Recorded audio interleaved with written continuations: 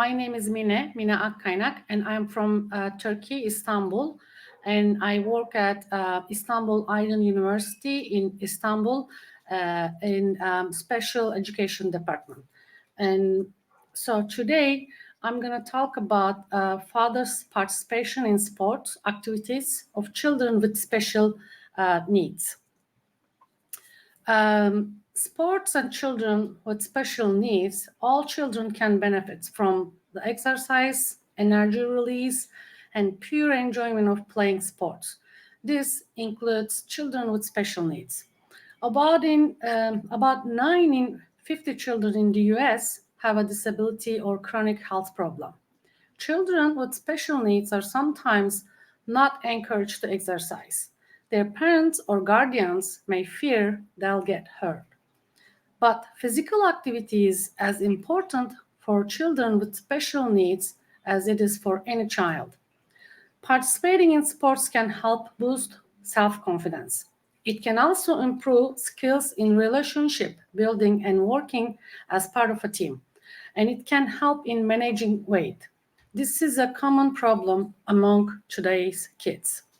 So there are some benefits of sports, and in regular physical activity are many, like better overall fitness, improved cognitive health, better control of weight, healthier bone density, better emotional and psychological health, improved social skills, and improved motor skills, more self-esteem, and reduced risk for disease such as diabetes.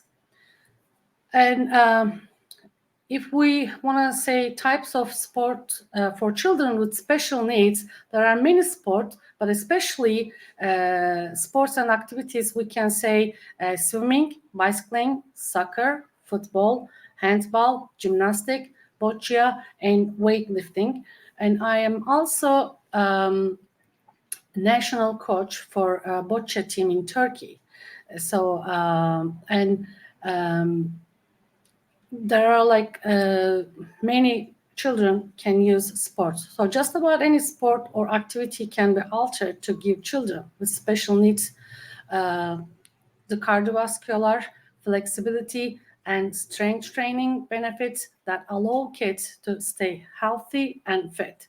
So like children in wheelchairs, for instance, can play basketball or tennis. So these are really good for special needs kids.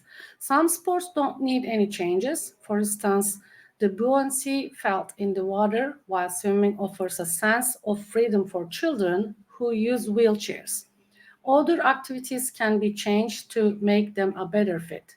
Therapeutic riding programs, for instance, can help children learn to ride a horse with correct instruction. Also, these programs use special devices to keep children safe, whatever their special needs might be. Competition level participation is available too. There are a variety of wheelchair sports teams and leagues. A child can also take part in the Special Olympics, which, as I said, boccia, I mentioned boccia, is one of the Special Olympic sports for special need kids. So getting started with sports, parents of children with special needs should encourage participation in sports and physical activities in general. Don't approach sport as something they can't do. Rather, guide them toward taking part in sports in which they can succeed and have fun doing so. See to it that your child gets a complete physical exam, which is really important, and it helps make sure your child is healthy enough to play the desired sport. Also, make sure that the coach understands your child's disability. After this presentation, I will show you some pictures about this coach and connect between the player. And he or she needs to know how it might affect the way your child plays or take instruction. The coach needs to know how to correctly talk and work with your child to make sports participation the positive, safe, and healthy experience it should be. The term participation is defined by the World Health Organization as the nature and extent of a person's involvement in life situation and includes activities of self-care, mobility, socialization, education, recreation, and community life. Participation in activities is the context in which people form friendships, develop skills and competencies, express creativity, achieve mental and physical health, and determine meaning and purpose in life. The most frequently identified barriers to the achieve participation of children with disabilities in sports and physical recreation are the child's functional limitations, which is 18%, high cost, which is 15%, and lack of nearby facilities or programs, 10%. These are the most identified barriers for the children with disabilities. In fact, adolescents with disabilities cited the cost of specialized equipment as the most frequent reason for non-participation. Again, I am mentioning about boccia. In boccia sports, there are some equipment for the special children to disabilities kids to use, and those are the really expensive equipment. So this makes some kids to participate in the sports area. So participation is further influenced directly by time, the home environment, and the child's perceived self-competence, and indirectly by social support from schools and communities, family demographics, and family and child preferences. 27 families who engage in physical activities themselves tend to promote similar participation for their children with disabilities. Moreover, inactive role models combating demands and time pressures, unsafe environment, lack of adequate facilities, insufficient funds, and inadequate access to quality daily physical education seem to be more prevalent among population with special needs. Overall, environmental and family factors seem to be more significant determinants of participation than characteristic of the children themselves. The establishment of short-term goals emphasizing variety and enjoyment and positive reinforcement through documented progress toward goals can help spark and sustain the motivation for participation. Patterns and implications for health and father-child relationships. Researchers on the benefits of father involvement in children's lives has become common. Similarly, a great deal of work has been done on the implications of sports and other physical activities for health outcomes. Yet, it is rare for sport studies research to focus on father-child interactions and their implications for health and father-child relationships.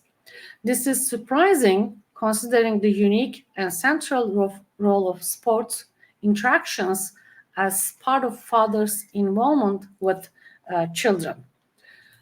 Father involvement in children's life has increased dramatically in recent decades. Correspondingly, researchers have sought to better understand this trend and, in the process, has identified a host of benefits to children that include social, behavioral, health, and cognitive outcomes. Father involvement also seems to incur positive developments in feelings of well-being and family relationships among fathers. Sports and other physical activities can contribute to better health and well-being. Yet, we know relatively little about the extent to which fathers engage in sports and physical activities with their children and the implications that these interactions may have for the closeness of their relationships and the overall health of both generations. So, the results of the studies suggest that sports and outdoor activities are common forms of purposive leisure that can lead to positive health and relationship effects. Thus, families should be motivated and supported so that they can engage in sports and outdoor activities together. However, especially in light of striking family structure changes and differing destinies or more socioeconomically advantaged and disadvantaged families over recent decades.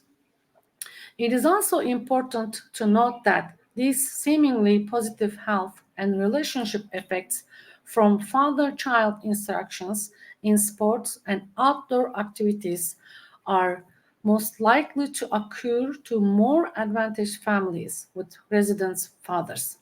Regardless, future work should continue to study the patterns and implications of family interactions in sports and outdoor activities, as involved fathering expectations have become common with apparent consequential family dynamics as well as both generations' health and relationship closeness. This is the bocce that play I mentioned about that I am a national coach, and in this picture, on the left picture, you can see some equipments which are expensive, and the balls are expensive as well. And in the background, you can see the father playing with his son, and in the presentation I mentioned about the coach understanding the players well. So this woman is a coach of that handicap boy. So he is nonverbal, and the coach needs to understand what the players is mentioning, which ball and what is showing. And in this picture also there is a father behind the players, and this in this picture, this is the mother playing with her son. So it is really important to have in common things with father and son as a sport, and like I said, that makes their relationship is better outcomes. Thank you.